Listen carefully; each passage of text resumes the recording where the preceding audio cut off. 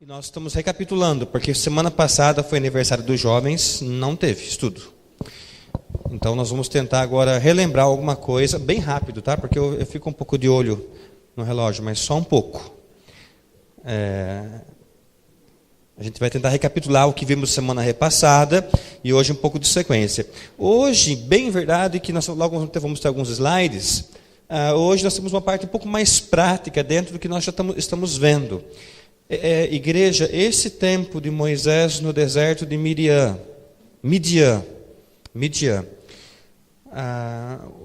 o deserto extremamente seco, ele é fundamental para o que nós veremos daqui para frente. Então, apenas recapitulando, nós estávamos em Êxodo 2, né? De 12 a 15, nós não vamos ler, esse texto já foi lido, é parte estudada, só porque se alguém não veio, ou alguns gostam de recapitular, para a gente poder agora voltar ao filme e entrar na história de novo. Isso é importante. Então, lembra o que aconteceu? Moisés vê a briga de dois, ele vê um egípcio brigando com um hebreu, ele vai e mata o egípcio. Aliás, a Bíblia fala que ele olha de um lado, não vê ninguém, olha do outro, e vai lá e mata aquele egípcio que estava brigando com o hebreu. Vamos lembrar que Moisés era hebreu também. Ele sabia da vocação, do chamado dele, e que ele um dia teria que libertar o povo de Israel. Então ele pensa, meu primeiro ato de coragem vai ser esse. Eu vou fazer a vontade de Deus e vou matar aquele egípcio. Não era a hora disso ainda. Não era a hora. E o que aconteceu? Ele matou o egípcio, tentou esconder o cadáver na areia, mas deu certo? Não deu certo. Não tem sucesso. Descobrem o que Moisés fez. E vamos lembrar, Moisés está na mais alta corte lá no Egito. Ele era o menino dos olhos lá do faraó. Eu até imagino que um dia ele seria o faraó Moisés I. Ele estava treinado para isso, educado, treinado militarmente, os melhores professores, os melhores comandantes, aulas de estratégias militares. Então, provavelmente seria sim esse faraó Moisés I. Ele sabia sim que Deus tinha um plano para ele, como nós já vimos na exposição da semana retrasada, que ele seria o libertador do Egito. Ele tinha essa ideia. Mas tentou apressar. Lembra a frase que nós colocamos na semana retrasada? Vontade de Deus versus a minha vontade, ou o meu tempo.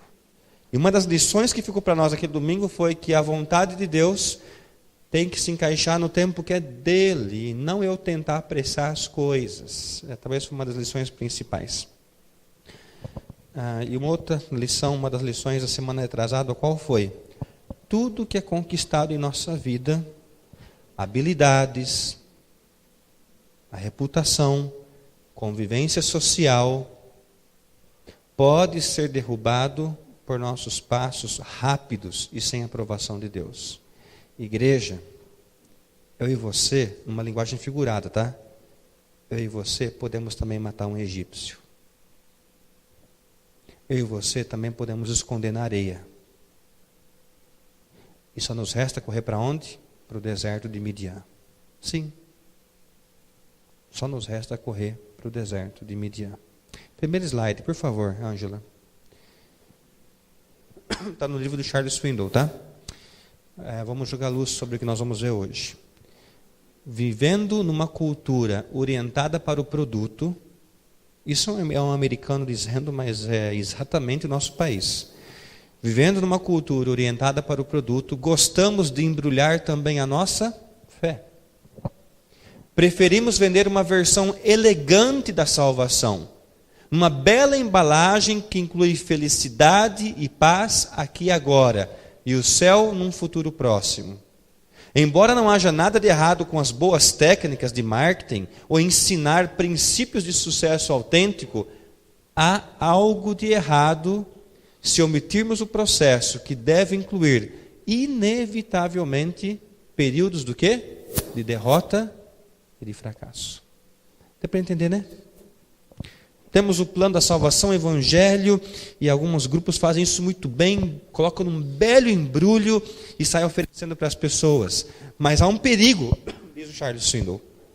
Se nós não incluirmos nesse pacote, nesse embrulho, os períodos de derrota e fracasso. Sabe uma outra coisa que o Charles Swindoll fala lá no livro dele, que eu estou lendo para poder compor a direção da nossa mensagem? Ele fala o seguinte, eu acho que essa frase que ele fala poderia ser minha e sua. Eu não precisaria recuar, voltar muito na minha agenda para descrever uma semana na qual não só errei o alvo, como passei bem longe dele. Igreja, isso é a realidade da nossa vida. Se a gente for agora, vamos fazer um retrospecto pessoal. Será que a gente tem que voltar muitos anos atrás para você pensar, nossa, naquele dia eu errei o alvo feio. Quando fala adorar a Deus, glorificar a Deus, eu acho que não. Talvez tenha muita gente lembrando aqui de ontem, dessa semana ou semana passada. E o próprio Charles fala sobre isso, o Swindoll fala, olha, eu não preciso voltar muito atrás para mim olhar que eu não só errei o alvo, mas que eu passei longe dele. Longe. Abra em Salmos 119, pode deixar aberto em Êxodo, tá? Se bem que Êxodo é fácil de encontrar, pode voltar lá depois. Alguém leia Salmos 119, versículo 67. Salmos é o maior capítulo, né, da Bíblia. Salmos 119, versículo 67. Alguém que encontrou? Só dá um tempinho esse barulhinho das folhas. Música para os ouvidos. Acessar. Agora, quem encontrou, lê, por favor. Alguém que deseja fazer a leitura.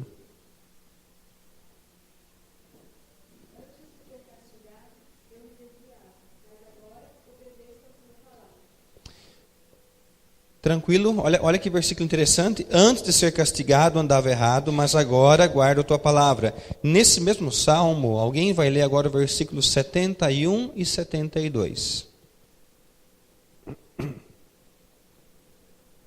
Foi bom para mim ter sido castigado, para que aprendesse os teus decretos. Para mim vale mais a lei que decretaste do que milhares de peças de prata e de ouro.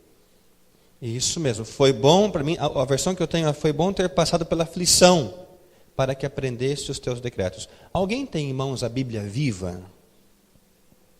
Eu sei que a Marilane tem essa Bíblia, eventualmente ela usa. Tem aí, né? Mas eu tenho anotado, tem até no slide, mas ela está bem interessante, é admirável a tradução. Eu tenho alguma dificuldade com essa tradução, mas esse texto... foi feita uma paráfrase e essa paráfrase ela representa bem o que quer dizer. Coloca no próximo slide, por favor. Olha o que está na Bíblia viva. Dê uma olhada essa passagem que a Sandra leu e a Vivian leu. Eu coloquei aqui os versículos. Antes de tu me castigares, eu andava pelos meus próprios caminhos errados, mas agora obedeço a tudo que me mandas na tua palavra. O castigo que tu me deste foi muito bom para mim. Só assim aprendi a pôr em prática os teus mandamentos. Agora, as leis de conduta que deixaste valem mais para mim que uma enorme fortuna em ouro e prata. É claro, igreja? O versículo torna-se claro. Igreja, é óbvio que o salmista, provavelmente Esdras, estava sofrendo aqui quando escreveu isso. Provável, estava sofrendo. Esdras, o salmista, não conta a razão do seu sofrimento, mas simplesmente diz que isso aconteceu, que ele passou por uma aflição, que ele foi castigado. Temos algo óbvio aí aparecendo. E com o pensamento em Moisés, lá em Êxodo 2, mas com os olhos aqui no Salmo 119, o salmista deixa duas lições para nós que se encaixam perfeitamente com a história de Moisés. Qual que é a primeira lição que nós temos? A primeira eu não tenho isso no slide, eu vou falar aqui bem rapidamente até para a gente poder ganhar tempo. Temos outros slides para frente.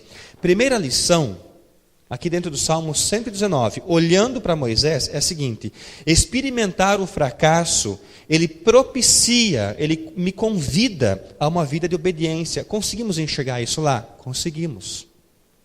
Igreja, quando eu passo por períodos de fracasso, eu sou mais do que nunca levado a viver em obediência a Deus. Quando eu ando ou quando eu ajo baseado na minha carne, na escuridão do pecado, o coração clama por pureza, ele clama por luz. Depois do prazer que é enganoso, a aflição que vivemos eu diria que é um forte indicador que nós necessitamos caminhar mais perto de Cristo. Você já passou por isso? Você talvez já passou por isso. Então, quando experimentamos o fracasso, isso nos impulsiona a uma vida de obediência. Moisés estava passando por isso, e o Salmo comprova isso. Sabe qual que é a segunda lição? Experimentar o fracasso, a aflição, incentiva um espírito dócil. O verso 71, ali não vai dar para identificar. Diz, para que aprendeste. Estaria assim, o castigo que tu me deste foi muito bom para mim, só assim aprendi. Gente, o castigo nos ensina, a gente fica mais manso. Aquela brabeza é quebrada na gente. Aquele orgulho é quebrado em nós. Talvez eu e você conheçamos pessoas especialmente sinceras, sensíveis ao Espírito Santo. Você conhece? Conhece sim. E glória a Deus por isso. Pessoas que temem a Deus, sensíveis à voz do Senhor, que você quer ficar perto. Pessoas que temem, amam a Cristo acima de todas as coisas. Igreja, é muito provável que são homens e mulheres que sabem o que é ser quebrantado e ferido. Cicatrizes comprovam isso. Creia nisso. Pessoas piedosas, dóceis, cheias do Espírito de Deus, possivelmente são pessoas que foram quebrantadas, foram feridas e saíram mais fortes para a glória do nome dele. Uma reflexão para nós aqui nessa noite. Talvez nós, sendo confrontados por essas palavras do Salmo 119, ainda tenhamos as marcas de uma semana que foi direcionada pela carne. Sabe? Coração enganoso. E em que dia após dia, nós marcamos o nosso próprio caminho, nós entristecemos o Espírito de Deus, e agora nós entendemos isso e queremos renovar isso em nossa mente. Talvez é um despertamento que está acontecendo no seu coração, em todos nós. Será que nós entendemos o que aconteceu conosco nessa semana que passou, no mês ou no ano? O meu fracasso, o seu fracasso, nos deu um espírito sensível, mais dócil, mais manso. Ele quebrou a barreira de orgulho da nossa vida. Por isso que Paulo chama isto, nós já estudamos lá em 2 Coríntios, a tristeza segundo Deus. É essa expressão que ele usa lá em 2 Coríntios 7:10. A tristeza segundo Deus, que nos conduz ao arrependimento e produzimos frutos dignos de arrependimento. Mas, aí tem um mas, em relação aos fracassos, a parte mais difícil, sabe qual que é? Aceitar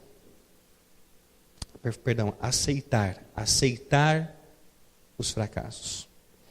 Não é natural para mim e não é natural para você a gente admitir as nossas ofensas a Deus. Não é natural. Sabe o que nós fazemos? Igreja e eu, sabe, a gente pode, todos nós nos incluímos. Nós usamos mecanismos de defesa. Nós negamos, nós justificamos, racionalizamos, trabalhamos com argumentos bons em nossa mente, nós reinterpretamos as nossas atitudes. Mas não era bem isso que eu queria fazer. Agora, a hora que fui pegar uma coisa escondida na sala de aula, Deus sabe que eu precisava daquilo. A gente consegue. A gente é meio liso às vezes, sabe, com Deus, para justificar os nossos pecados. Então, a gente não quer admitir as nossas ofensas ao Senhor. A Bíblia ensina que o melhor caminho é confessar. Chamar o fracasso de fracasso. Dar nome ao pecado. Tem um tal de Winston Churchill. Ele, em meio aos bombardeios nazistas, ele disse ao povo de Londres, sabe o quê? Coloca a frase, por favor, Ângela. Este não é o fim. Não é sequer o princípio do fim. Mas é talvez o fim do princípio. Dá para entender esse jogo de palavras? Eu, particularmente, tenho que ler uma frase dessa umas 4 vezes para entender, sabe? E aí acontece comigo. Se não acontece com você, parabéns. Mas eu tenho que ler. Olha, esse não é o fim. Não é sequer o princípio do fim. Mas é talvez o fim do princípio. Sabe o que ele está falando? Quando você passa por lutas e acha que está tudo acabando, o começo está só começando. O começo está só terminando. As coisas melhores estão por vir. Não em frente. O que esse tal de Winston Churchill está falando, não é hora de desanimar. Talvez esse começo, ele está só terminando para outras coisas onde Deus vai agir. Tem uma outra frase dele muito famosa, eu não coloquei no slide, mas sabe o que ela diz? Sucesso é mover-se de um fracasso para o outro, sem perder o entusiasmo. Bela essa frase, não é? Sucesso é você mover-se de um fracasso para o outro fracasso, mas você não perde o entusiasmo. É frase para a gente notar. Não perder o entusiasmo. Igreja, Moisés levou um grande tombo. Um grande tombo.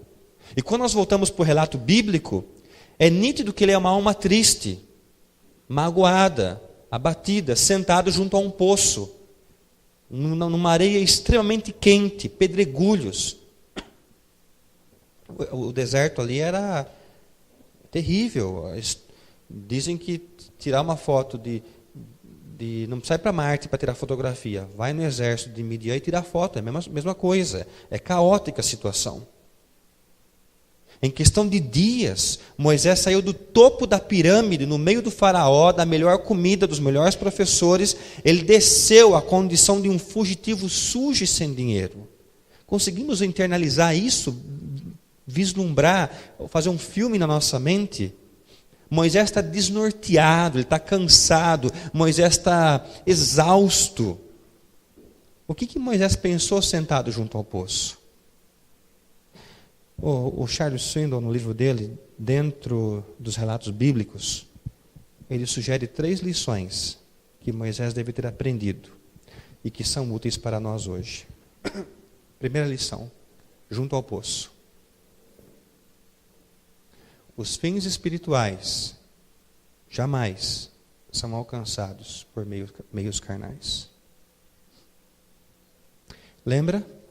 Moisés olha de um lado para o outro. Não vê ninguém. Ele falou, agora eu vou matar esse egípcio. Ele enterra o egípcio. Qual que é o primeiro pensamento de Moisés? Estou cumprindo a vontade de Deus. Deus me quis como libertador. Estou cumprindo o plano de Deus. Mas não era dessa forma. Igreja, nós temos uma lição muito especial aí. Eu e você, nós não podemos plantar uma semente carnal e colher uma planta espiritual. Nós não podemos plantar um ato carnal e colher um fruto espiritual. Se você manipular, conspirar e mentir para chegar ao topo, não agradeça a Deus pela promoção. Não coloque Deus no meio. Você cola na prova, tira uma nota alta e agradece ao Senhor pela nota A, pelo 10. Você precisa viajar e você precisa trabalhar também. Aí você vai pedir um atestado médico falso. Aí você está viajando e você posta na sua rede social. Agradeço a Deus pelo meu passeio. Tem sentido? Fins espirituais jamais são alcançados por meios carnais. Não coloque Deus no meio. Deus sabe, igreja, essa frase é para a gente guardar. Deus sabe quando eu e você, enterramos as carcaças mortais, carnais, para termos alguma promoção. Ele sabe disso. Deus sabe quando nós enterramos o egípcio. E talvez eu e você, alguma vez, ou na semana, aconteceu talvez essa semana, que você precisou enterrar um egípcio. Deus sabe o que você fez. Segunda lição que Moisés tem junto ao poço. A hora certa é tão importante quanto a ação. Quantas vezes fizemos a coisa certa, mas na hora errada? O que aprendemos é o fato de que Deus não só planeja o que nós devemos fazer, mas também Deus determina o tempo para isso. Ele determina o tempo para isso. Se Moisés pudesse escolher uma palavra, olhando para o passado, sentado junto do poço, sabe qual seria a palavra? Fui prematuro. Ai, se eu pudesse voltar atrás. Fiz antes da hora. Prematuro. Talvez essa seria a palavra. Prematuro.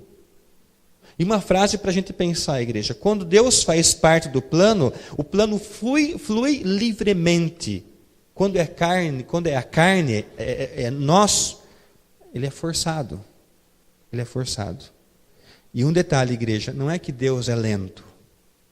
Nós aqui somos apressados, e apressados demais para o nosso próprio bem. Ou que nós julgamos ser o nosso próprio bem. Eu gosto daquela imagem que leu no livro.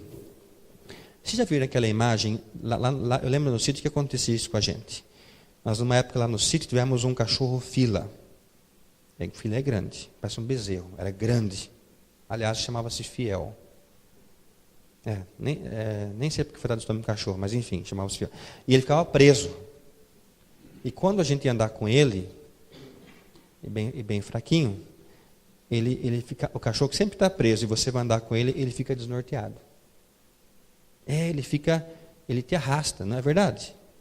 Ele vai à frente, ele fica assim, se afogando, mas contente, se afogando, e você segurando assim, e ele não sabe nem a força, porque se ele fosse colocar a força, ele arrastava mesmo a gente.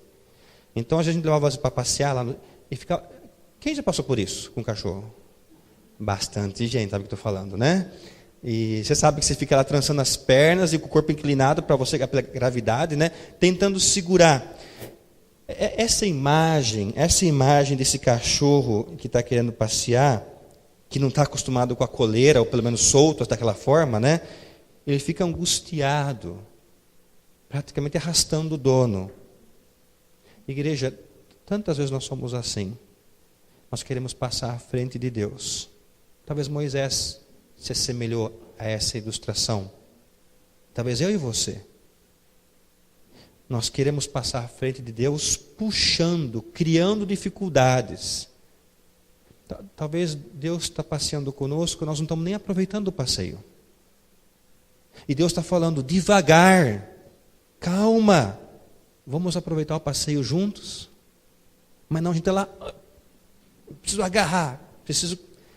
E eu creio que essa frase se encaixa muito a esse exemplo. A hora certa é tão importante quanto a ação. Terceira lição. Esconder o erro não o elimina, ou seja, não elimina o erro, só adia a sua descoberta. Lá de acordo com Êxodo 2:12, Moisés escondeu o corpo do egípcio. No dia seguinte, o crime estava em todas as capas de jornais. Eu estou usando essa expressão, tá? Está todo mundo sabendo. E sabe que Swindoll fala?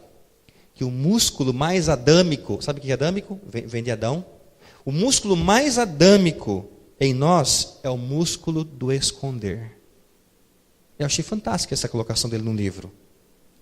É o reflexo clássico do Éden em nós até hoje. Adão e Eva fizeram o que quando perceberam que tinham pecado? Eles se esconderam, ou pelo menos tentaram, né? Tentaram fazer lá 2 roupas ridículas de folhas, enfim, tentaram se esconder. Igreja, nós temos um lado escuro que nós não queremos que ninguém veja em nossa vida. E a pergunta é, por que não? Há algo que nós escondemos. Sabe por quê? Porque eu e você, e vamos ser honestos, eu já fiz isso, você já fez. Eu estou falando o que já aconteceu comigo. Então vamos usar de sinceridade no nosso coletivo. Ninguém precisa falar nada aqui da testemunho, mas já aconteceu. Sabe por que nós temos um lado escuro e não queremos que ninguém veja? Porque eu e você achamos muitíssimo importante enfatizar a imagem e a aparência. Gente, é verdade ou não é? Eu não quero que William descubra algo tenebroso da minha vida. Porque eu quero que ele tenha a imagem boa de mim. Ou vice-versa. Logo, eu escondo o egípcio, eu me enterro. A razão da gente esconder é porque nós estamos preocupados com a nossa imagem, a nossa aparência. Como nós parecemos aos outros supera completamente quem nós realmente somos. Supera. E o Swindoll ainda diz, ele coloca esse testemunho no livro dele, e eu achei isso fantástico. Isso fez eu parar na leitura, sabe? Tem partes do livro que eu paro e eu travo. Sabe o que ele falou? Que ele pretende um dia, como pastor, ter a coragem, ele não teve ainda, ele pretende ter a coragem de ter o encontro das pessoas da igreja, mas que falem sobre seus fracassos. Ele entende que, ao contrário de provocar uma depressão coletiva, essa conversa ajudaria muita gente a continuar enfrentando as suas lutas. E provavelmente Moisés aprendeu que nunca mais deveria esconder nada. Nunca mais deveria esconder nada. Igreja, quais foram as mudanças estratégicas na vida de Moisés? Depois de tudo isso, quais foram as mudanças estratégicas? Vamos lá, Êxodo 2, versículos 16 a 25. Vamos continuar a nossa leitura, já caminhando também para o final daqui a pouco. Êxodo 2, de 16 a 25. O sacerdote de Midian, deixa eu estar certinho aqui, isso. O sacerdote de Midian tinha 7 filhas, elas vieram tirar água e encheram os bebedouros para dar de beber ao rebanho de seu pai. Mas os pastores vieram e as expulsaram dali. Moisés, porém, levantou-se, defendeu-as e deu de beber ao rebanho delas. Até imagino que nessa hora que Moisés se levanta, gente, isso é coisa minha, tá? Todo mundo está sabendo que ele matou um egípcio. Que você fala assim, nossa, que coragem, né, dele se levantar sozinho e combater os pastores, mas eles olharam assim, aquele é o que matou, nós estamos fora, vamos cair fora daqui. Não sei, pensa comigo, né? Vamos ver o verso 18? Quando elas voltaram a Reuel, seu pai, esse lhes perguntou, por que voltastes tão cedo hoje? Elas responderam, um egípcio nos livrou dos pastores, e ainda tirou água para nós e deu de beber ao rebanho. E isso não era comum não, viu? Eram elas, essas mulheres, que tinham que fazer isso. Verso 20. E perguntou às filhas, onde está ele? Por que deixaste o homem lá? Chame ele para comer. Essa história de Moisés ser largado faz parte da vida dele, né? Foi num bercinho, lembra? E a filha do faraó encontrou. Agora foi no deserto e está alguém encontrando. Olha como Deus vai dirigindo. Lógico que não está mais num bercinho. Já é um homem crescido. Mas alguém está buscando ele de novo. É verso 21. Moisés concordou em morar com aquele homem, e este lhe deu sua filha Zípora, o nome da sua esposa então, em casamento. E ela deu à luz um filho, a quem lhe deu o nome de Gerson, porque disse, sou peregrino em terra estrangeira. O nome Gerson significa literalmente peregrino. Era comum no Antigo Testamento o nome trazer alusão à situação que se vivia. Gerson. Quais foram as mudanças estratégicas na vida de Moisés? Primeira mudança, por favor, Ângela. Vamos facilitar. Ele desenvolveu uma atitude de servo. Os versos 16 e 17 que nós lemos na Bíblia, que você viu, o que ele fez? Tirou a água para aquelas mulheres. Ora, lá no Egito, ele estava acostumado a dar ordem no Egito. Ele comandou uma guerra contra os etíopes, a história fala isso. Moisés é de alta posição, mas esse homem aprende pelo seu fracasso a desenvolver uma atitude de servo. Então, Moisés, o príncipe do Egito, dando água para animais. Por quê? A resposta, igreja, é porque quando nós experimentamos a humildade, nós estamos dispostos a qualquer coisa. E não é verdade isso? E mediante esses acontecimentos que estão vindo na vida dele, todo esse quadro que nós já temos hoje bem claro, parece que Deus está dizendo, Moisés, você vai ser o libertador do meu povo no Egito? Sim, eu vou. Certo? Certo. Comece dando água para os animais. Comece dando água para os animais. O fracasso nos ensina a ter uma atitude de servo. Segunda lição. Ele estava disposto a ser pouco conhecido. Isso mexe com a gente, né? Verso 21. Moisés concordou em morar com aquele homem e este lhe deu a sua filha Zípora em casamento. A Bíblia diz que Moisés concordou em morar com aquele homem. Esse homem se chamava Jetro, é o sogro dele.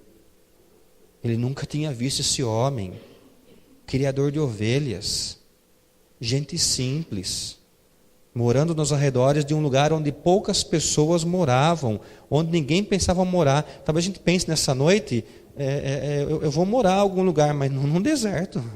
Não é lá que eu quero ir. Talvez eu até possa sair de casa, me deslocar, mas não num deserto. Igreja, Moisés está disposto a ir para um lugar onde ele não vai ser mais tão conhecido. O ambiente dessa casa de Jetro é um curral, ovelhas, cheiro de gado, aquela simplicidade toda. Ele sai do alto palácio para morar numa casa, num casebre. E está disposto a isso. De famoso que ele estava, a possibilidade de ninguém mais reconhecer ele. Uma pergunta para nós essa noite. Eu e você estamos dispostos a sermos pouco conhecidos? É uma pergunta interessante, não é? Eu e você estamos dispostos a sermos pouco conhecidos? Parece uma pergunta simples, mas de grande efeito. O fracasso ensinou Moisés a viver longe dos holofotes. Longe. E por último, ele aprendeu a confiar em Deus. Dá uma olhadinha aqui nos versos 23 a 25. Depois de muitos dias, o rei do Egito morreu. Os israelitas continuavam gemendo debaixo da escravidão. Então clamaram, e o seu clamor por causa da escravidão subiu a Deus. Ouvindo os gemidos deles, Deus lembrou-se da sua aliança com Abraão, com Isaque e com Jacó. Deus olhou para os israelitas e viu a condição em que se encontravam. Igreja, provavelmente Moisés, e se cremos que ele que escreveu Êxodo, Moisés sabia dessas informações todas, que o povo estava sofrendo. Sabe por quê? Historiadores dizem que aonde Jetro morava com o seu rebanho era caminho de passagem para o Egito. Então, quando os viajantes passavam por ali, você consegue, Moisés, chegar perto de um viajante e falar assim: vem cá, você foi no Egito? Sim, eu vim de lá. Como as coisas estão ali? Olha, não está bem. O povo de Israel está sofrendo, hein? Olha, estão trabalhando, estão fabricando tijolos. O faraó está machucando. Eu imagino Moisés virando a cabeça, baixando, triste. É muito provável que Moisés tinha as informações do que estava acontecendo no Egito, por conta dos viajantes que passavam próximo à casa de Jetro, onde ele estava morando. Sabe qual que é a reação de Moisés agora? Vamos matar mais um egípcio? Não. Deus sabe de tudo isso, e quando tudo estiver pronto, Ele vai operar. Ele vai agir. O fracasso ajudou Moisés a entender que ele não ia salvar sozinho o povo do Egito. Ele aprendeu a confiar. Ele aprendeu a confiar. Uma pergunta para nós, nessa noite. O que nós estamos querendo provar para os outros? Pense sobre isso. O que eu e você estamos querendo provar para os outros? Quem nós estamos querendo impressionar? E o desafio que nós temos hoje é de sair dessa rotina de impressionar os outros e sermos nós mesmos. Eu e você. É clamar para que Deus, pelo seu Espírito, nos prepare e use quando for e como for do agrado dEle, com o nosso lado escuro e tudo mais. Igreja, Deus nos ama com os nossos fracassos, com o nosso lado escondido, escuro, com as nossas marcas. O Charles Swindoll, no livro dele, ele traz a imagem de um recipiente, de uma vasilha. Pense agora numa vasilha. Eu logo pensei numa garrafa PET, mas tudo bem, você pode pensar em qualquer recipiente. Agora você pensa na garrafa PET, né? Tudo bem. Eu pensei num recipiente, numa garrafa. E nós somos esse recipiente. Com tudo isso dentro. Fracassos, nossos esconderijos, as nossas marcas e tudo mais. Fora desse recipiente está o seu nome, o meu, o seu. Então tem uma garrafa PET aqui, e estão aí dentro os meus fracassos, as minhas dificuldades, e fora está assim, Werner. Coloca agora o seu nome. Ele diz o seguinte, que acima do nosso nome, aprove ao Senhor colocar uma nova etiqueta. E não em cima do nome, não cobrindo o meu nome. Acima. Sabe o que é? Graça. Graça. Acima das minhas limitações, do meu lado escuro, dos meus esconderijos, está a graça do Senhor. Aonde abundou o pecado, superabundou. A graça foi maior. Não agarre o recipiente, coloque debaixo do braço e saia cabisbaixo. Eu não sirvo para nada, eu não presto para nada, eu não sou ninguém, eu nunca vou conseguir nada, eu sou um fracasso. Não é isso que a palavra ensina. A graça de Deus se manifestou a todos os homens e se manifesta a mim e a você. Com os nossos lados escuros, com as nossas limitações, eu e você não temos autoridade, não temos autonomia para ficar murmurando sobre os nossos fracassos, porque a graça do Senhor é maior sobre nós. É maior. Só em Cristo uma nova etiqueta é colada. A graça dele. Porque ele nos ama. Não porque merecemos. Tem explicação para isso, pastor? É difícil entender. É difícil comunicar em palavras. É amor do Senhor. Ele olha para mim, olha para você e diz, eu o amo. Com as suas fraquezas, com os seus fracassos, com as lutas. Graça do Senhor está disponível para você. Ele ama cada um de nós. Amém? Vamos orar ao Senhor. Vamos fechar nossos olhos. Vamos colocar perante o Senhor agora os nossos fracassos. E como Moisés, talvez tem pessoas nesta noite que estão sentadas ao lado de um poço, num chão de areia muito quente, passando pelo deserto de Midian. Ou talvez você tenha vivido essa experiência algum tempo atrás e sabe que isso é bem real. E Moisés viveu. Deus não desistiu de Moisés quando ele matou um egípcio. Deus não desistiu de Moisés quando escondeu esse homem na areia. Não desistiu. Agora ele está provocando em nós mudanças. Olhando para mim, Werner, para você, está dizendo, eu espero uma atitude de servo, de entrega, de renúncia, não ser tão conhecido, uma vida de obediência. Será que esse fracasso tem despertado em mim um espírito dócil, mais manso, quebrantado, humilhado na presença dele? Não fique murmurando sobre as suas limitações. A graça do Senhor é suficiente e é maior sobre a nossa vida, porque Cristo nos ama. Ele quer ver isso em nós. As nossas lutas, as nossas limitações são superadas pela ação, pelo amor, pela graça do Senhor. Senhor Deus, nós somos confrontados por Tua palavra. Ela nos constrange a sermos crentes que glorificam o Teu nome. E com o nosso lado escuro, aquilo que nós desejamos esconder, Deus, quebranta em nós esse desejo de aparentarmos, de mostrarmos uma aparência falsa. Que o Senhor, através do Espírito, nos dê transparência na vida de Cristo. Transparência, Deus. Coloca isso em meu coração, no coração de tantos quantos estão aqui orando, sinceros, se entregando ao Senhor. E mesmo com os fracassos, mesmo com as lutas, ó Deus, com esse lado escuro, nós cremos na graça e no amor do Senhor para com cada um de nós. Assim como foi com Moisés. Ajuda-nos, à semelhança de Moisés, a sermos bons alunos. E talvez começar hoje dando água, servindo. Com as coisas mais simples, demonstrando a transformação que o Senhor tem feito em nós. Vivifica-nos, precisamos do Senhor. E nos entregamos a Ti em oração. Oramos em nome dEle, por amor dEle. Em nome de Cristo. Amém. Amém.